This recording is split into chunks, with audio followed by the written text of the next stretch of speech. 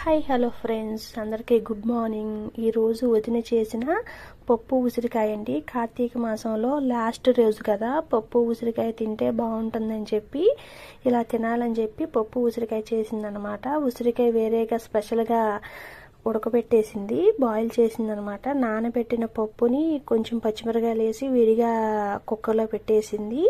ఈ విడిగా ఇంకా పచ్చిమిరకాయలు, ఉల్లిపాయలు, టమాటాలు, కొంచెం ఉప్పు కారం వేసి విడిగా ఫ్రై చేస్తుంది.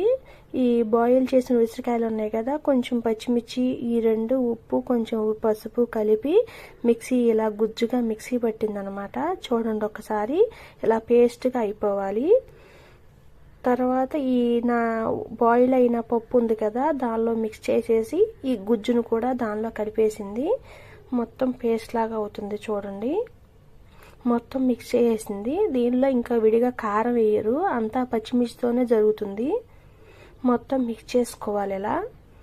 ఈ టమాటాలు, మగ్గబెట్టిన టమాటాలు, ఉల్లిపాయ, పచ్చిమిరకాయ అన్నీ కలిపేలాగా మిక్స్ అయ్యేలాగా, మొత్తం మిక్స్ అయ్యేలాగా కొంచెం ఉప్పు చూసుకోవాలి. ఇప్పుడే చూసుకుని లాస్ట్గా ఒకసారి దాల్ తడకాలాగా మళ్ళీ ఫైనల్లీ ఒక్కసారి పోపు వేసుకుని దానిలో పోసేసి ఒక్కసారి మూత పెట్టేస్తే ఆ పోపు వాసన అనేది బయటకు పోదు. వీడియో నచ్చితే ఛానల్ లైక్ చేసి, షేర్ చేసి, సబ్స్క్రైబ్ చేయండి.